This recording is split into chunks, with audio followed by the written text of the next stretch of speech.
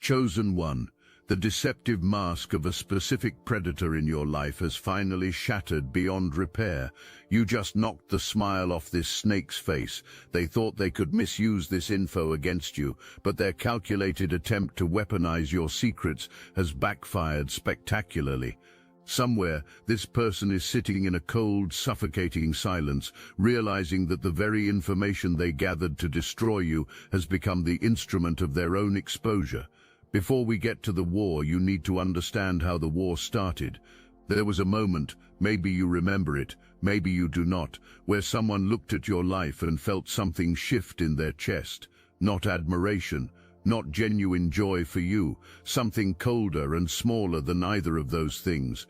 It was the specific kind of envy that does not announce itself loudly but sits quiet in the dark and starts calculating. They looked at your energy, your presence, your natural momentum, the way things seem to move in your direction, the way people are drawn to you without you even trying, and they made a decision you did not know was being made about you. The decision was simple and cold. I am going to put an end to this. This was not a random villain. This was someone with access, someone who sat close enough to learn your patterns, your history, your soft spots, your vulnerable seasons.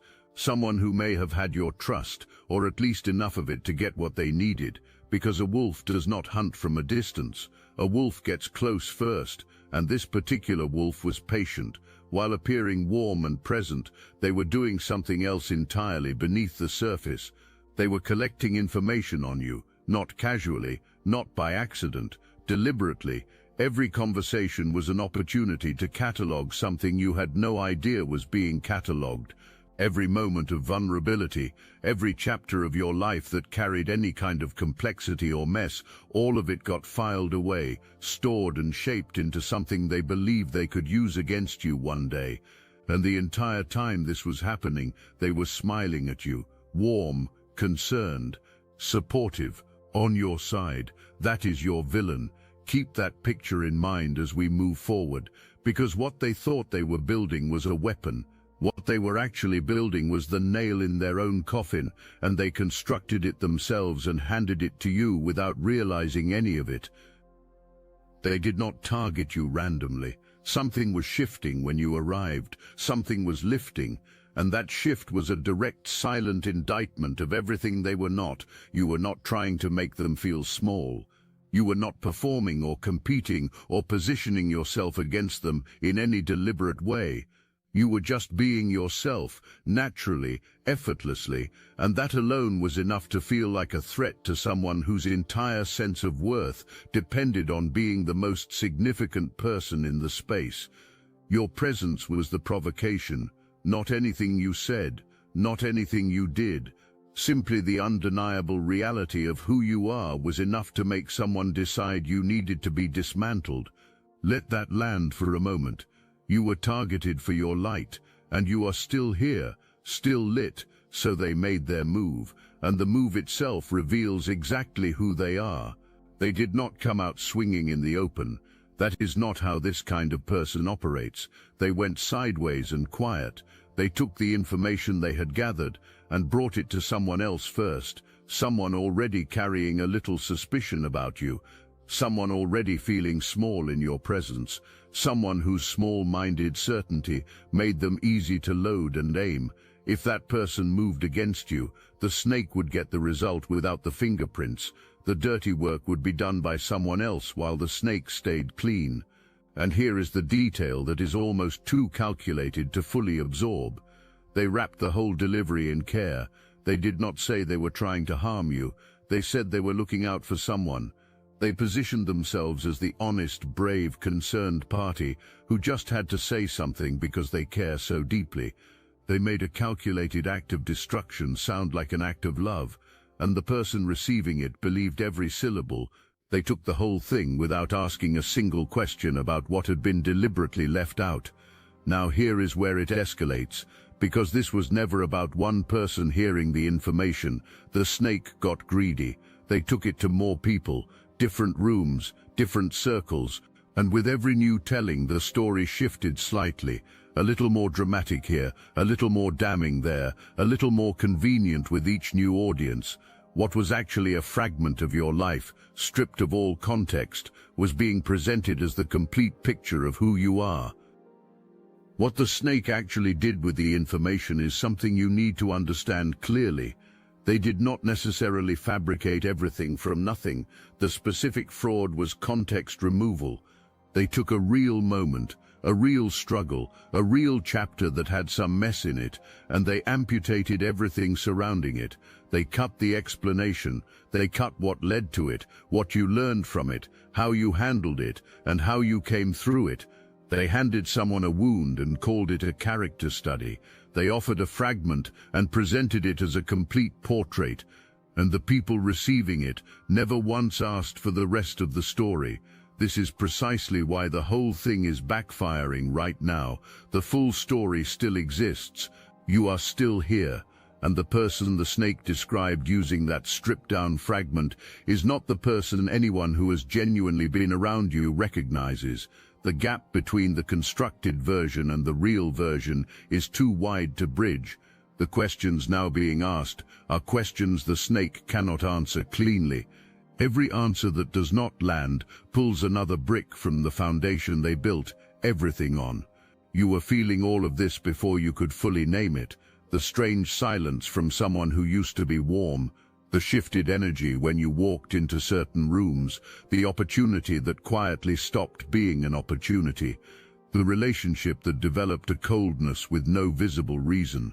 You were feeling the edges of a war you did not know had been formally declared, and you survived every single hit of it, not because you were lucky, but because you were built to withstand what ordinary people cannot. If this message awakens something within you, hype this video for other chosen ones who need to hear this. Watching you refuse to fall made the snake desperate, and desperate people do what desperate people always do. They escalate.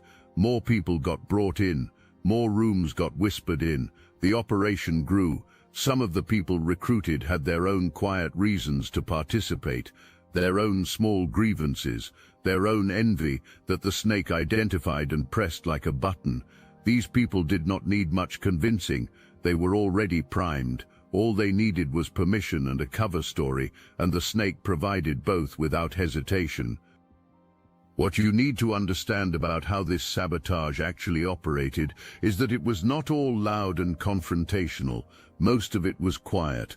Some of the people working against you were not making dramatic moves. They were making small ones, not mentioning your name in a room where it should have been mentioned, not correcting a false impression when they had the opportunity to do so, withholding an introduction, letting a silence sit where a word of support should have been spoken. These were small acts of omission, one stacked on top of another, directed by someone running a coordinated play. You were feeling the accumulated weight of all those quiet omissions as a pressure you could not quite pin down or name. The snake's entire approach was built around maintaining distance from the damage. Their goal was clean hands. They wanted to be able to look directly at you and say they had done nothing, technically true on the surface, while a full operation they designed was running against your name, your opportunities, and your peace in the background. They wanted to be present at the impact and completely absent from the blame. The ambition behind all of this was never just your embarrassment, it was your momentum. Something real was coming for you, an opportunity, a level, an emergence they could see building in your direction, and they needed it stopped. They needed the right people to have a bad taste in their mouth when your name came up in the rooms that mattered. The goal was total destabilization. They wanted you so overwhelmed across so many areas at once that your only remaining option would be to walk away from everything you had already built and leave it behind. They almost pulled it off. Almost. You were still going. Not with dramatic declarations or public statements or carefully worded responses. You were just still going, waking up, moving forward, continuing to invest in the things that belonged to you, showing up for the people who deserved your presence, continuing to build the exact thing they were trying to starve out. And every single ordinary, unglamorous, nobody-is-watching day that you kept moving, you were dismantling their entire operation without even knowing it. Here is the truth about the kind of pressure they were applying. It only works if you crack. The whole architecture of their strategy was built on one assumption, that eventually the weight would become too much, that eventually the setbacks would stack high enough, the isolation would close in tight enough, the self-doubt would get loud enough, and you would fold, you would walk away, and you did not. That refusal, that quiet, stubborn, unspectacular refusal to abandon your position, was more powerful than any confrontation you could have staged. Every day you stayed put was another day. Their operation burned through its own fuel with nothing to show for it. Every day you kept building was another day. The thing they were trying to intercept kept moving in the direction it was always meant to go. I must interrupt this transmission for just a moment. Are you really chosen? Prove it. It's easy to watch videos about chosen ones. It's another thing to put yourself to the test. If you're still here, that means something. But talk is cheap. Real chosen ones take action. That's why I built Destiny Engine. It generates personalized sequences that help you rewire betrayal into transcendence, turn isolation into sacred power, and transform their downfall into your rise. We are using the Dark Elite's own weapons against them, taking their declassified consciousness technology that programmed competition and scarcity and repurposing it to serve divine justice. You put on the headphones, press play, and watch your enemies choke on the rope their own lies created. If you're done consuming and ready to prove you're chosen, start your Destiny Engine for $1 today. Join the Obsidian Inner Order live checks and watch divine justice accelerate in your life. Link in the description. You may have been telling yourself that you were only just surviving that season, that holding on was weakness dressed up as perseverance. No. Holding on was the power move. The decisive moment in this story was never going to be a dramatic showdown. It was always going to be you, still standing, when the structure they built around you collapsed from the inside, and that is exactly what happened. Every day you did not walk away was another day. The operation had to keep running. Running takes fuel. Fuel means more conversations, more people, more coordination, more maintenance of a story that was already showing signs of instability. Every day you stayed put, forced them to stay in position too, and staying in position exposed them. The longer they had to keep the operation going to finally break you, the more visible the whole architecture became to the people surrounding it. Your persistence did not just protect you. It illuminated every single person involved in coming against you, one by one, until the entire operation was impossible for anyone paying real attention to ignore. The snake strategy had a structural weakness that no amount of careful planning could eliminate, because the weakness is built into the very nature of what they were doing. Lies require maintenance. Every person who hears a constructed story becomes a variable. Every variable introduces the possibility of a question being asked that the snake cannot answer cleanly. Every room that gets whispered in is another room where two versions of the story might eventually get compared side by side. And when enough people across enough spaces are involved, the maintenance becomes impossible to sustain. The cracks started showing quietly, a raised eyebrow during a conversation, a hesitation that lasted just a beat too long. Someone comparing accounts with someone else and noticing that the two versions did not fully align. Someone who had acted on the information starting to see you operate up close, encountering the real version of you and feeling the jarring gap between what they had been told and what they were now witnessing firsthand. That gap does not stay internal, it turns into a question, and once one question gets asked out loud, the next question arrives faster. Something in the information the snake used against you is probably visibly wrong, not subtly off, not open to interpretation. It is the kind of wrong that when someone examines it directly, produces that specific expression that means the math simply does not add up. People are examining it, the questions are being asked, and every question that cannot be answered with confidence removes another brick from the wall they built. The wall does not need to fall all at once, it only needs to become obviously unstable, and right now it is. You do not have to prove anything, you never did.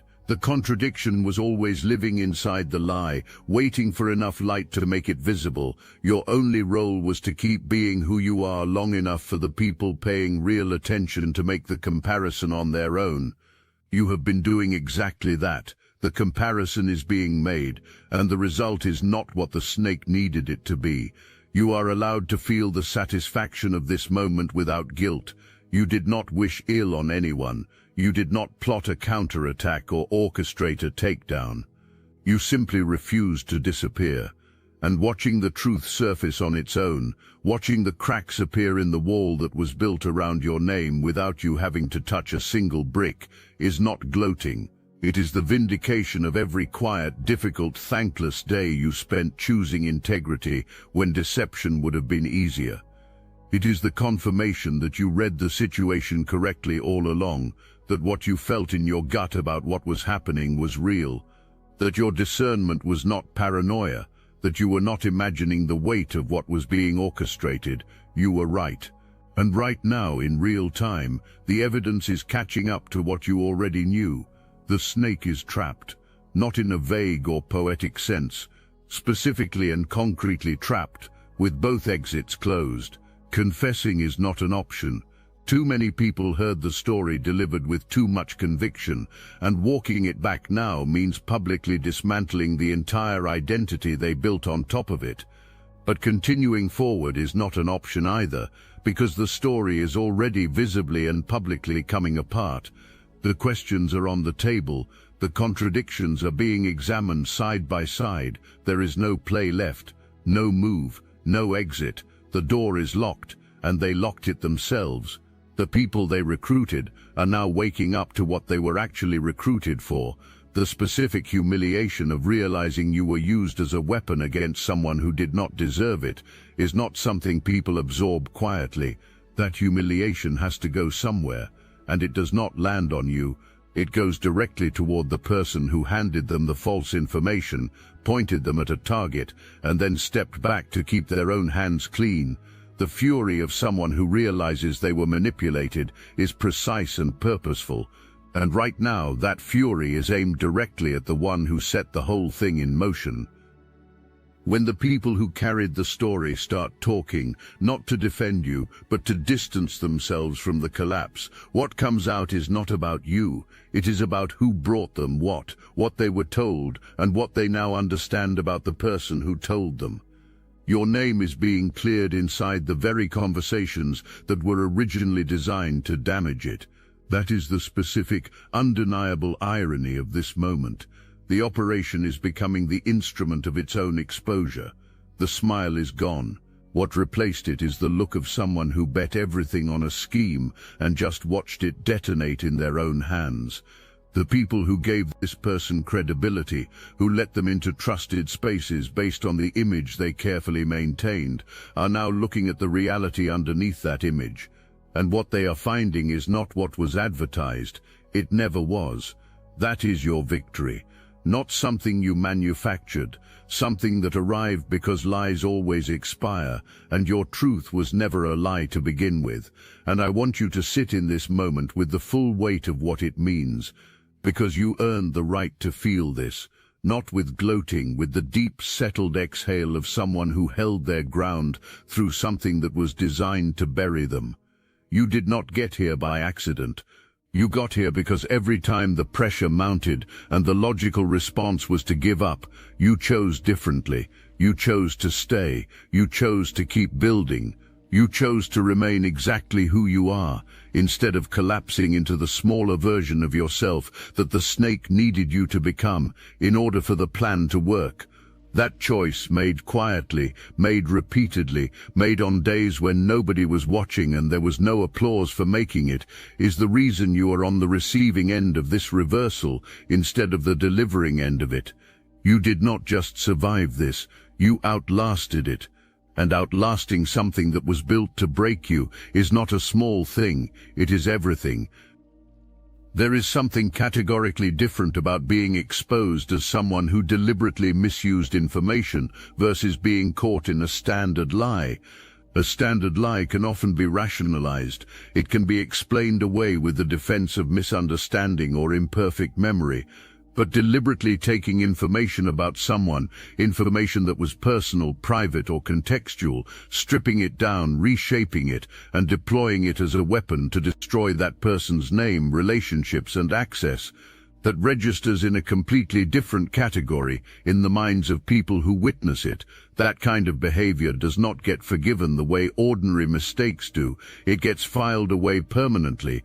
The people who now understand what was done, who can see clearly that the information was engineered as a tool of destruction rather than shared from any honest place, are placing the snake in that permanent category right now. They are not debating it. They are not offering the benefit of the doubt. The intent is too visible. The pattern is too clear once the fog of the constructed narrative lifts. And once someone lands in that category, in the minds of people who matter, the recovery is nearly impossible. Doors do not reopen. Trust does not reset. The welcome in certain rooms does not return. Your name, on the other hand, is moving in the opposite direction through those same rooms. The weight on it is lifting. The distortion that was placed over the way people were seeing you is clearing. And what people are seeing as it clears is simply who you have always been, the real version, the full version, the version the snake was so desperate to bury that they ran an entire operation trying to prevent it from being what people encountered. Their effort to hide the real you ended up drawing direct attention toward it. You did not have to do a single thing to create this reversal. Your job was to remain who you are. You did that every single day through the entire season of pressure. And now everything that was sent in your direction is heading directly back to the source. The conversations that were happening about you in the wrong direction are now shifting. People who held a version of you in their minds that was built from the snake's narrative are being given a new version, not because you handed it to them, but because reality keeps refusing to match the story. Your actual track record, your actual character, your actual presence in the lives of people who know you genuinely, all of it is becoming impossible to dismiss or override with a second-hand account. The rooms that were cold are warming. The people who had quietly distanced themselves are quietly coming back, not always with grand gestures or formal apologies, sometimes just with a softened tone, a returned message, a door reopening as if it had never closed. You will notice it. You are probably already noticing it. And every one of those subtle shifts is the universe correcting the record that the snake tried to write about you. One interaction, one room, one mind at a time. What is happening right now has a signature on it that no amount of human scheming could have produced on its own. When someone moves against a chosen one, not just any person, but someone who is genuinely set apart and carrying something that extends beyond their personal ambitions, they do not simply move against that person, they move against the force that is on that person's life. And that force does not negotiate. It does not get confused by manufactured paperwork or coordinated whisper campaigns. It simply moves quietly, consistently, without needing to announce itself. Every door that was closed in front of you, you found another one. Every seed of setback planted in your path, the ground rejected it. Every lie told about you was accumulating a debt, and that debt was not being charged to your account. It was accumulating in the name of the one who told it, not a debt that produces returns, a debt that costs. It grew with every passing day, and by the time the bill came due, the amount owed was more than they had any capacity to pay. You were never as alone in this as it felt. There was something working in the background through every season of that pressure, preserving what needed to be preserved, rerouting what needed to be rerouted, quietly dismantling what had been assembled against you while you were simply focused on making it through the day. That is not coincidence. That is not luck. That is the signature of a protection over your life that a snake with an agenda has no authority to override. The vindication coming your way is not the kind you had to campaign for. You do not need to draft a statement, or make a call, or position yourself in front of anyone who was used against you. The case has already been filed. The verdict was already written. Your only requirement was to still be standing when it was delivered, and you are standing, right now, still standing. Think about the moments where something should have gone permanently, irreversibly wrong, and it did not. Think about the door that closed, and then a better one appeared from a direction you were not even looking. Think about the relationship that cracked under the pressure of what was being said about you, and how the cracking revealed exactly who in your life was actually built to hold. Think about the opportunity that seemed to disappear and then resurfaced in a form that was far more aligned with where you were actually going. None of those redirections were random. Every single one of them was the protection on your life, doing exactly what it was always designed to do, refusing to let what belongs to you be permanently reassigned by someone who had no rightful claim to it. You were being guided through the war the entire time. The path looked different than expected because the protection was rerouting you around landmines they had already set. You were never walking blindly. You were being walked through. They could not stop. Even as the operation started showing cracks, even as the returns diminished, even as warning signs were clearly present, they kept going. And the reason is this: they had staked their entire constructed identity on the outcome. This was not a casual scheme they could quietly walk away from when things got complicated. The story about you was the source of their status in certain rooms. The information was their currency. Being the person who knew what was really going on with you was giving them something they could not produce through any legitimate means. When someone misuses information about another person, they are not only trying to cause harm, they are harvesting something for themselves: attention, positioning, access, social capital, sometimes material benefit, sometimes just the intoxicating feeling of being the most knowing and most powerful presence in a room. They needed what the information was giving them. It was feeding something in them that could not be fed honestly, which is why they kept going past the point of reason, past the point of safety, past every moment where a rational calculation should have made them stop. They were addicted to what the harvest was producing.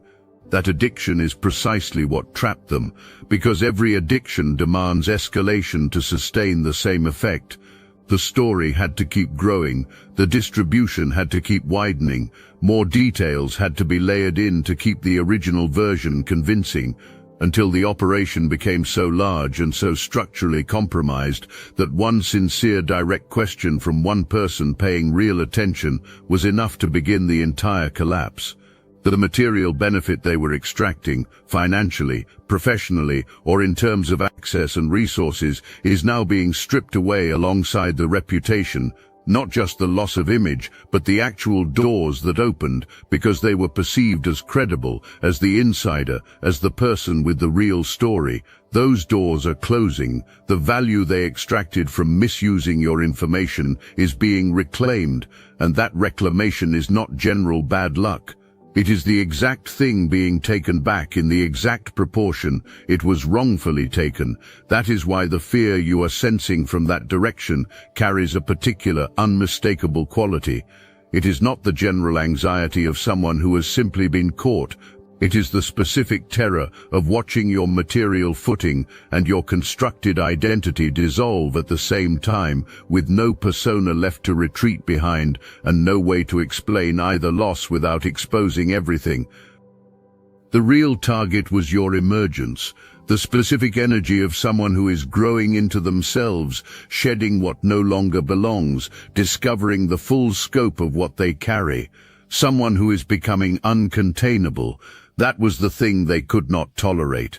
Not what you had in the present moment, what you were becoming, because what you were becoming was going to make their smallness permanently visible by contrast. And for someone whose entire identity depends on being seen as significant, your growth represented an existential threat. They wanted to interrupt the emergence. They wanted to make the process of you becoming your full self so costly, so turbulent, so exhausting from every direction that you would choose the smaller version of your life just to make the pressure stop.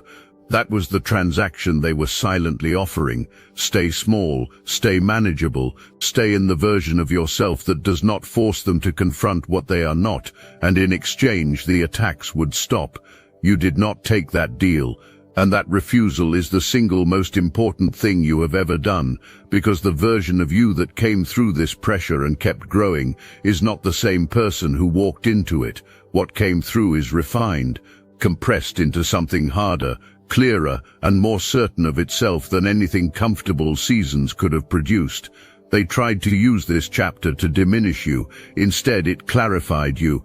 The operation is dismantling from the inside. The people who were used are turning. The information that was weaponized is backfiring with more thoroughness and more permanence than any external exposure could have achieved.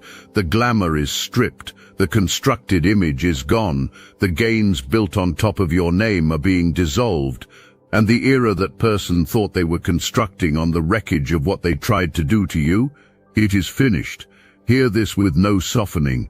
What was done to you was cold-blooded and deliberate. It was designed to end you, not slow you down, end you. The goal was to corner you until your only remaining move was to abandon everything you had invested in and leave it behind for someone else to claim, and it did not work. That is not luck. That is not the result of them not being committed enough. They were extremely committed. They recruited. They sustained the operation with patience and discipline. They were genuinely dedicated to your downfall, and it still did not happen, which means the thing standing between their scheme and its intended destination was never luck. It was you. The specific, irreplaceable, undestroyable version of you that was equipped for exactly this before you ever walked into the season. The revelation this whole story was building toward is not that they were evil. You already knew that. It is not that justice was coming. You could already feel that. The revelation is that it did not work on you, and that single fact is the proof of what you carry. Other people fold under this kind of pressure. Other people walk away, shrink, accept the smaller life just to make the attack stop.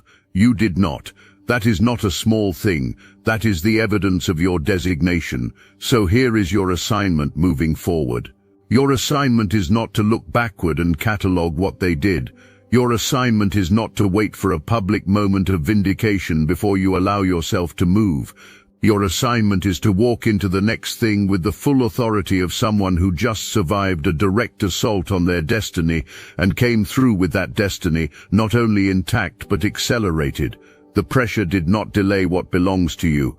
It deepened the roots that will hold everything that is coming. And deep roots mean that when the full bloom arrives, nothing, not one scheme, not one snake, not one misused fragment of your story can knock it back down. They built a weapon out of your information. You turned it into your origin story. They thought they held the narrative. You became the only narrative that matters. The smile is off their face. The authority is in your hands. The era they constructed on top of your name is over, and the era that belongs to you, it is not coming. It is here. Stand up, shoulders back, eyes forward, not with arrogance, with authority.